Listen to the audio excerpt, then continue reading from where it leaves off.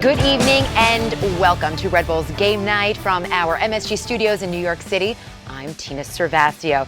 Well, it's another quick turnaround for the Red Bulls after losing their first game on Wednesday since May. Well, in Anaheim today, Yankees trying to complete a 3-game sweep against the Angels with rookie pitcher Chad Green on the mound. Now, Joe Girardi changed a few things up from yesterday's lineup, sending the retiring Mark Teixeira back out to first base and Aaron Hicks to right field.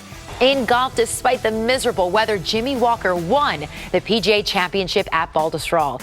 With the U.S. Open around the corner and Olympic tennis about to get underway, it's time to talk about Serena Williams, just not about tennis. The 22-time Grand Slam champion wants you to twerk. Rose, she is showing us how to as well. Serena is the cover model. I know, this is a great video. She's the cover model in September for Self magazine.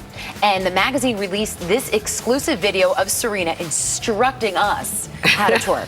And I love seeing this silly side because she's such an intense athlete. And next week, she's back to business because Serena is seeking her 5th Olympic gold medal to become the most decorated tennis Olympian of all time. But for now, she's twerking and teaching us how. She's so great, and you're right, she's so focused. Hello and welcome back to our MSG studios in New York City for the first time this season on the final day of the regular season.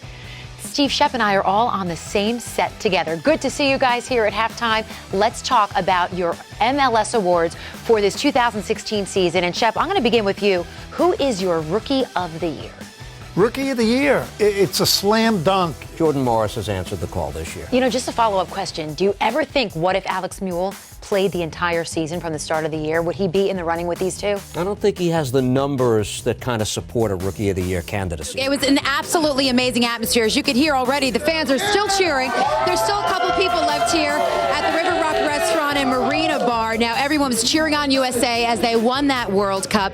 And Sky Blue FC did host this party. They had a number of players here, and it's really been all about the women this entire month. And the theme for the U.S. women was She Believes. Well, she did believe, and she won.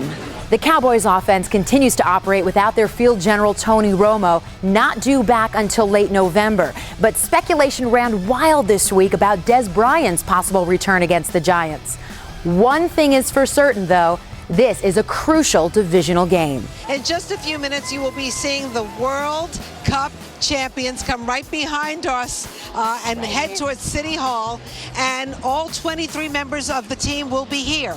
Rosanna, this is so historic. This is the first time in 55 years that a woman is going to be honored. It was Carolyn Hess-Jenkins back in 1960. She was an Olympic figure skater. She was coming back from winning the gold medal, but this is the first time ever in history that a women's team, an all-women's team, is being honored down the Canyon of Heroes. Hello and welcome to this edition of Red Bulls Insider. I'm your host, Tina Cervasio. We have an absolutely stacked show for you this week, and we begin with the new franchise leader for goals scored, Bradley Wright Phillips. I recently had the chance to hang out with BWP. Well, Bradley, congratulations on becoming the all-time leader in goals scored for the New York Red Bulls. Let's go back to the record-breaking goal against Montreal. What do you remember about how that goal developed and what that moment was like when you realized you broke the record? You know, in the game, I was going crazy. You've played alongside some great players who have helped contributed to the record, such as Thierry Henry and Sasha Kljestan, your current teammate, among others. What kind of an influence have they had in your career? Yeah, massive. Now, to get this record, you surpass a club legend in Juan Pablo Angel. What does that mean to you? Yeah. Again, it's nice to be in a hat with these kind of names. And you've also played with your brother, and in his very first time on the pitch as a member of the Red Bulls, he assisted on a goal. What was special about that? That was a great moment. Hello and welcome to the first edition of Red Bulls Insider on MSG. I'm Tina Cervasio. Now, throughout the season, we'll be giving you an inside look at the New York Red Bulls. From interviews to behind-the-scenes content, Red Bulls Insider will give you unparalleled access. I'm joined now by head coach Jesse Marsh and captain Dax McCarty. Thanks for joining me for the first roundtable. Let's start off with the fact that on the pitch, it was a slow start to the 2016 season. And Jesse, to the media, you did preach patience and confidence with the team. But how did you go about managing the team and the players during that time? You know, it wasn't too difficult. So how much of a mentoring role do you and the veterans have when you have such young players coming in, these teenagers, a lot of them? You know, you just try to be a guy that when they have questions,